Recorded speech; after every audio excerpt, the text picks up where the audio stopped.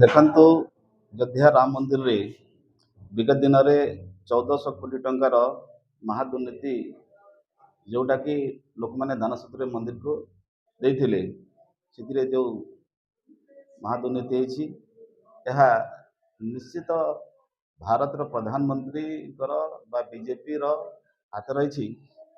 ଗୋଟେ କଥା, ଯେତେବେଳେ ରାମ ମନ୍ଦିରର ମ୍ୟାନେଜିଂ କମିଟି ଗଠନ ହେଲା, ପ୍ରଧାନମନ୍ତ୍ରୀଙ୍କର ଡାଇରେକ୍ଟ ତତ୍ତ୍ୱାବଧାନରେ ଗୋଟେ କମିଟି ଗଠନ ହେଲା ଏବଂ ସେ କମିଟି ଗୋଟେ ହାଇ ଲେଭେଲ ଟିମ୍।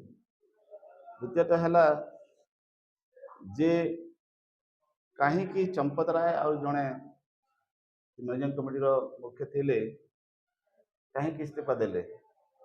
ନିଶ୍ଚିତ ଦୁର୍ନୀତିରେ ସେ ଛନ୍ଦିଛି ବୋଲିକି ଇସ୍ତଫା ଦେଇଛନ୍ତି।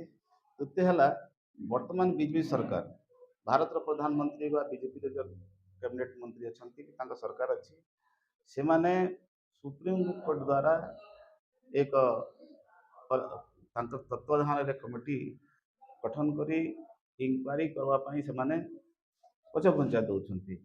ଏଥିରେ ନିଶ୍ଚିତ ସେମାନେ ଇନଭଲଭମେଣ୍ଟ ପ୍ରମାଣିତ ହେଉଛି। ଏଇ ଯେଉଁ ଚୋରି ତାଙ୍କ ପଇସା ଇନଭଲ୍ଭ ଅଛନ୍, ଏ ଚୋରି ଇନଭଲ୍ଭ ଥିବା ଏ କଥାକୁ ଆମେ ଜିଲ୍ଲା କଂଗ୍ରେସ ନୂଆପଡ଼ା ତାକୁ ତୀବ୍ର ନିନ୍ଦା କରୁଛୁ। ଆମେ ଦାବି କରୁଛୁ ଯେ ଏଇ ଯେଉଁ ରାମ ମନ୍ଦିରର ପଇସା, ଦାନ ପଇସା ଯେଉଁ ମହାଦୁର୍ନୀତି ହେଇଛି, ଏହାର ତଦନ୍ତ ପାଇଁ ଏକ ସୁପ୍ରିମକୋର୍ଟ ଦ୍ୱାରା କମିଟି ଗଠନ ହେଉ, ଉଚ୍ଚସ୍ତରୀୟ କମିଟି ଗଠନ ହେଉ ଏବଂ ଦୁର୍ନୀତିର ପର୍ଦ୍ଦାଫାଶ ହେଉ।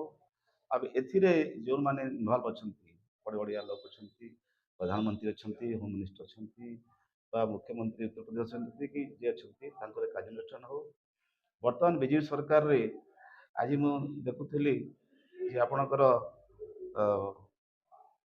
କାଶ୍ମୀରର ଜମ୍ମୁର ନଦୀ ମଧ୍ୟ କୋଟି କୋଟି ଟଙ୍କା ଚୋରି ହେଉଛି।